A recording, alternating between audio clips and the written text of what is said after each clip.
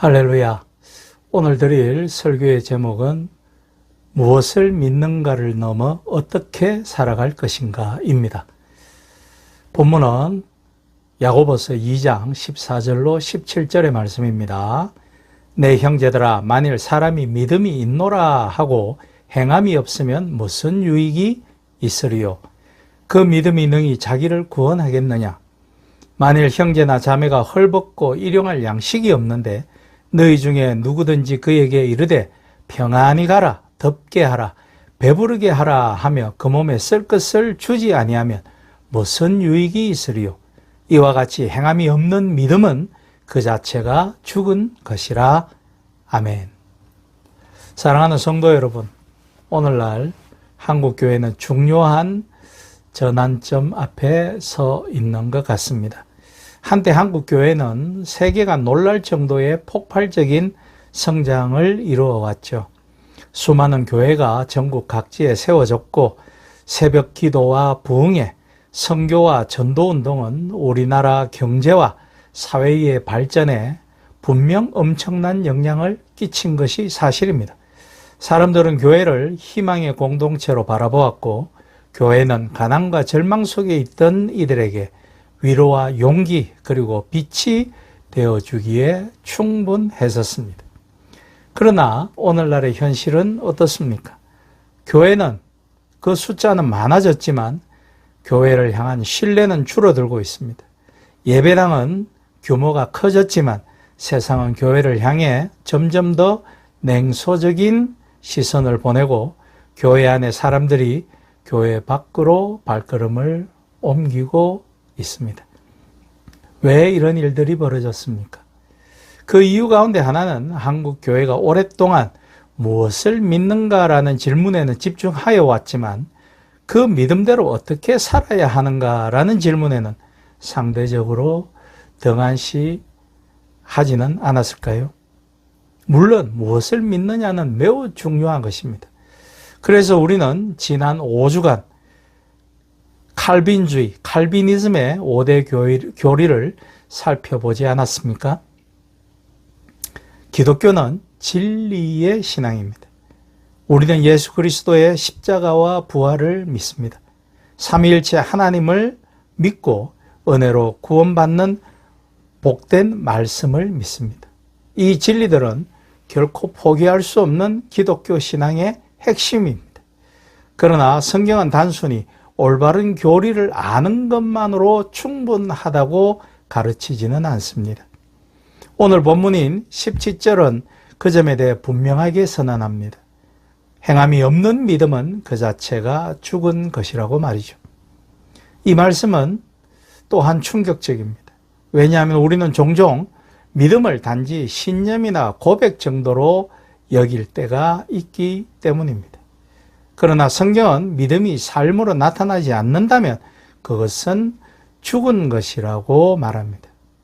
사랑하는 여러분, 예수님께서는 우리를 단지 교회 다니는 사람으로 부르지 않으셨습니다. 예수님은 우리를 세상의 소금과 빛으로 부르셨습니다. 소금은 음식 속으로 들어가 녹아야 합니다. 그래서 맛을 내어야 하고 나아가 썩는 것을 방지하기도 하죠. 빛은 어둠 속에서 환하게 세상을 밝히 비춰야 하는 것입니다. 즉 참된 신앙은 세상과 분리된 채 존재하는 것이 아니라 세상 속에서 하나님의 뜻을 드러내어야 하는 것입니다. 그런데 오늘날 교회는 어떻습니까? 세상은 교회를 보며 실망합니다. 왜냐하면 교회가 세상과 너무 닮아 있기 때문이죠. 교회 안에서도 교회끼리도 경쟁과 성공주의가 넘쳐납니다. 마치 시장과 기업의 경쟁 메커니즘을 보는 것 같습니다. 다른 교회보다 더 큰 건물, 더 많은 헌금, 더 많은 성도 숫자를 성공의 기준으로 삼는 것 같습니다. 거기에 함몰되면 남의 교회의 성도를 아무렇지도 않게 뺏어오는 행위도 서슴지 않습니다.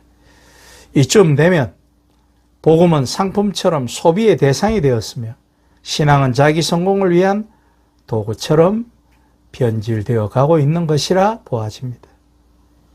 예수님께서는 자기를 부인하고 십자가를 지라고 말씀하셨는데 우리는 때때로 십자가보다 성공의 무게를 더 짊어지고 싶어하고 있지는 않는지 돌아봐야 합니다. 오늘날 한국교회의 가장 큰 위기는 외부의 박해가 아닙니다. 내부의 세속화이겠죠. 세상은 교회가 완벽하기를 기대하지 않습니다. 그러나 최소한 세상과는 구분되어져야 된다라고 기대하는 거죠. 그런데 교회가 세상과 똑같이 권력을 추구하고 돈을 사랑하고 서로 미워하고 분열하는 모습을 보일 때 사람들을 교회를 통해 하나님을 보지 못하게 됩니다. 아니, 하나님의 존재를 인정하더라도 하나님에 대해 거부하는 모습을 보이게 되는 것입니다. 이런 문제에 대해서 깊이 통찰했던 인물 한 사람이 있는데 그는 바로 미국의 기독교 복음주의 운동가이자 철학자이며 장로교 목사인 프란시스 셰퍼 박사입니다. 셰퍼는 현대 교회의 위기를 단순한 교리의 문제가 아니라 삶의 문제로 보았습니다. 그는 The Mark of the Christian 해석하면 기독교인의 표식이라는 책에서 이렇게 말합니다. 세상이 그리스도인을 판단하는 마지막 기준은 사랑이다 라고 말씀입니다. 이 말은 매우 중요하죠. 세상은 우리가 얼마나 훌륭한 신학 용어를 사용하는지에 감동받지 않습니다. 얼마나 아름답고 감동적인 단어로 긴 시간 기도를 하는지 더 이상 감동받지 않습니다. 세상은 우리의 삶을 봅니다. 우리가 서로 사랑하고 있는가? 약자들을 돌보고 있는가? 정직한가? 정의로운가? 겸손한가? 이 사람들은 정말 크리스찬이란 이름 뜻대로 예수님을 닮아가기 위해 애쓰고 있는가? 말씀이죠.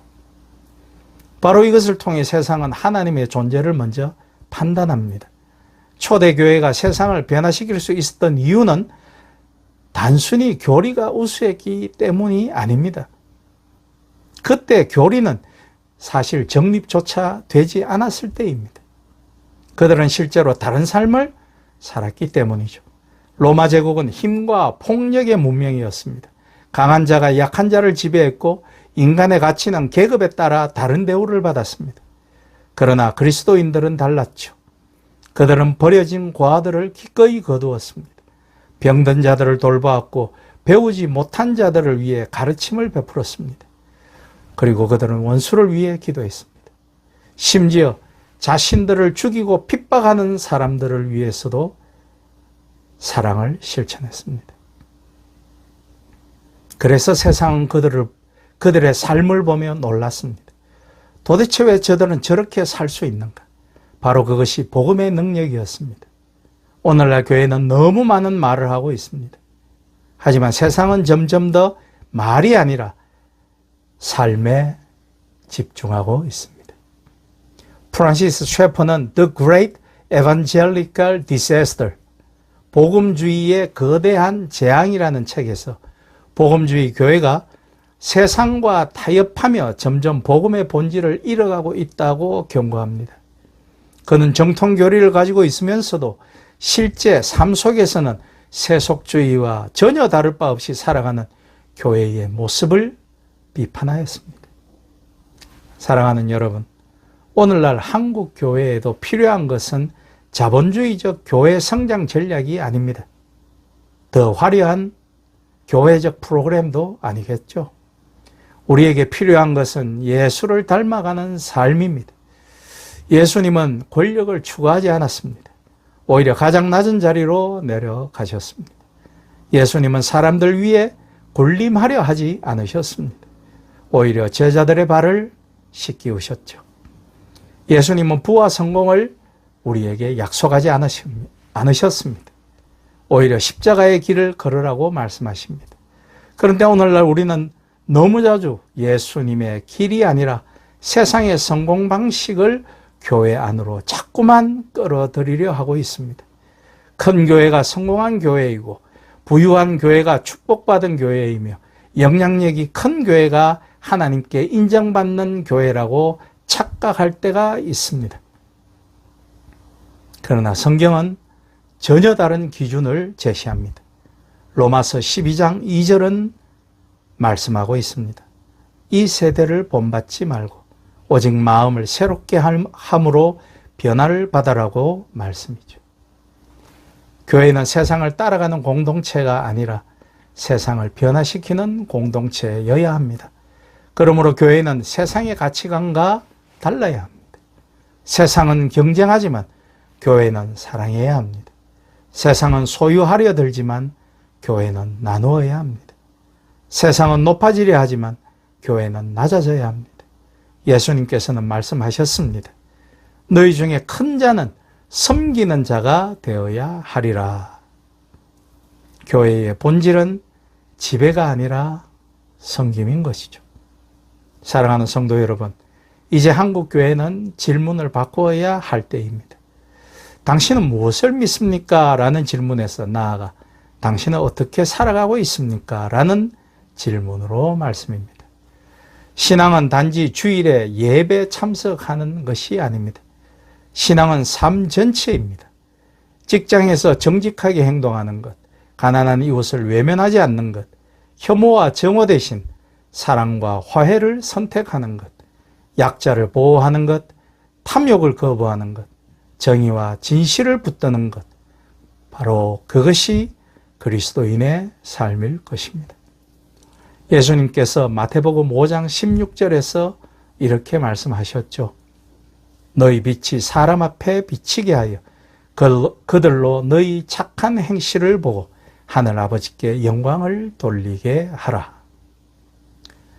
세상은 우리의 신앙 고백보다 우리의 삶을 통해 하나님을 봅니다.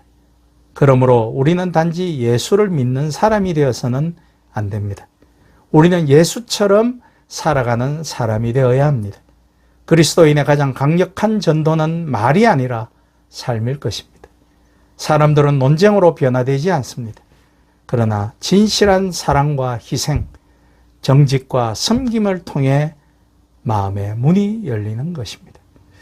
교회가 다시 세상의 희망이 되기 위해서는 먼저 교회가 복음의 본질로 돌아가야 합니다. 십자가로 돌아가야 합니다. 겸손으로 돌아가야 하겠죠. 사랑으로 돌아가야 합니다. 셰퍼 박사는 이런 말을 남겼습니다. 정통은 반드시 아름다워야 한다 라고 말씀입니다. 참된 신앙은 아름다운 삶으로 나타날 것입니다. 참된 복음은 사랑으로 증명되어야 할 것입니다. 부디 한국 교회가 더 이상 세상의 성공 논리를 따라가는 자본주의적 공동체가 아니라 예수 그리스도의 삶을 세상 가운데 드러내는 거룩하고 아름다운 공동체가 되기를 소망합니다.